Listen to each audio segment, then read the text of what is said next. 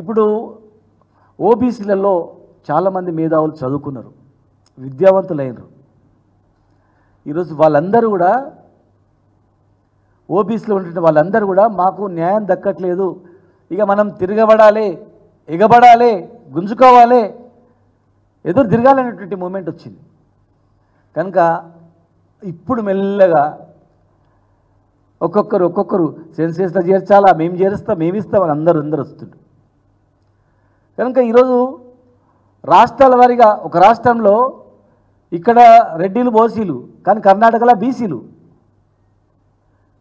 అక్కడ బీసీలు ఓబీసీలు, ఇక్కడ వడ్డెరలు బీసీలు, కానీ పక్కల ఎస్టీలు, మా బోయలు ఇక్కడ బీసీలు, కర్ణాటకలో ఎస్టీలు. అట్లా అనేక రాష్ట్రాల్లో బీసీలు ఒక దగ్గర ఎస్సీలు ఉన్నారు, ఎస్టీలు ఉన్నారు, బీసీలు ఉన్నారు, ఓబీసీలు ఉన్నారు. కనుక దేశవ్యాప్తంగా ఇట్లా అని చేయనికి రాదు. ఆ రాష్ట్రాలకు అధికారం ఇస్తే ఆ రాష్ట్రాల్లో ఉన్నటువంటి కుల వర్గీకరణ కూడా చేసుకొని అట్టడుగు వర్గాల వాళ్ళకు కూడా ఎట్ట రిజర్వేషన్ ఇవ్వాలనేటువంటి ప్లానింగ్ అనేది ఉంటుంది. ఒక శాస్త్రీయబద్ధంగా ఉండాలి. 3 స్టైల్ సిస్టంలో ఉండాలని చెప్పారు. డెడికేటెడ్ కమిషన్ ఏర్పాటు చేయాలని అన్నారు. డెడికేటెడ్ కమిషన్ ద్వారానే ప్రాంతాల వారీగా జనాభా ప్రాతిపదిక మీద ఎక్కడ రిజర్వేషన్ వాళ్ళు చెప్పాలా. ఇలా ఎస్సీ ఎస్టీలకేమో జనాభా ప్రాతిపదిక మీద రిజర్వేషన్ ఉంటుంది, బీసీలకు వచ్చే వరకు రొటేషన్ సిస్టమ్ అని, లాటరీ సిస్టమ్ అని, ఏదో అడ్డగోలుగా ఎవరికి బుద్ధి పుట్టినట్ల ఒక దగ్గర బీసీ ఏర్పాటు చేస్తే ఒకటే ఓటు ఉంటుంది అంతే, ఒకటే ఇల్లు ఉంటుంది అంతే. ఎందుకంటే లాటరీలో అది వచ్చింది బీసీ రిజర్వేషన్ అని చెప్పి. ఎక్కడైనా ఇంత పెద్ద భారతదేశంలో ఇలాంటి వ్యవస్థ ఎక్కడైనా ఉంటుందా చెప్పండి? ఎంత అన్యాయం అది.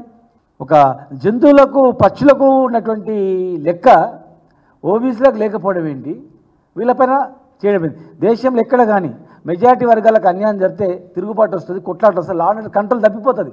ఇన్ని కోట్ల మంది ఒక్కసారిగా ఇన్ని సంవత్సరాలు మాకు అన్యాయం జరిగిందని తిరగబడితే దేశంలో లా అండ్ ఆర్డర్ కంట్రోల్ చేయగలుగుతారా చెప్పండి?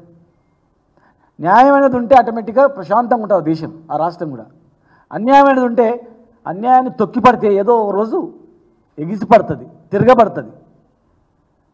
అది కాకుండా ఉండాలంటే ఈరోజు రాష్ట్ర ప్రభుత్వాలు కూడా హామీలు ఇచ్చినాయి, అధికారంలో వచ్చింది.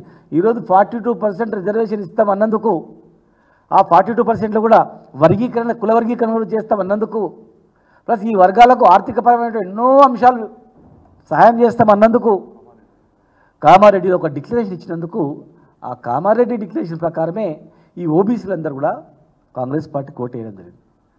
సరే వేసిండ్రు, అధికారంలో వచ్చిండ్రు. కానీ ఈరోజు మీరు జాగ్రత్త వహించాలి. మళ్ళీ మీరు అంత అయిపోయిన తర్వాత మాకేం తెలియదు ఇట్లంట కదా అని అనొద్దు, మా దృష్టికి రాలేదనొద్దు. మీరు ఈ అధికారులు మీ దృష్టికి తెచ్చిండ్రా లేదా తెలియదు. ఇక్కడ ఉన్నటువంటి మా ఆంజనేయులు గారి నుంచి మొదలుకుంటే ఎంతోమంది మేధావులు పిహెచ్డీలు చేసి యూనివర్సిటీలలో ఉండి కష్టపడి ఈ జాతి గురించి, రాష్ట్రం గురించి ఇక్కడ ఉన్నటువంటి అందరు యువకులందరూ కూడా, వీళ్ళందరూ కూడా త్యాగాలు చేసినటువంటి వాళ్ళు వీళ్ళు. మరి ఇలాంటి మా మేధావులకు కానీ మేము కానీ తెలంగాణ రాష్ట్రం గురించి కొట్లాడి రాష్ట్ర సాధన ముఖ్యంగా పోరాటించి మేమందరం కానీ ఇక్కడ ఈ రాష్ట్రం అనేది ఓసీలు సంతోషంగా ఉండాలా, ఓసీలు పేదలకు తగ్గాల న్యాయం, అగ్రవర్గాలు ఉన్నటువంటి పేదలకు న్యాయం జరగాల, జనాభా ప్రాతిపదిక అందరికీ న్యాయం జరగాల. ఏదో బిచ్చ వేసినట్లు ఇచ్చినట్లు తీసుకున్నట్లు కాకుండా అన్ని రంగాల్లో ఉండాలి.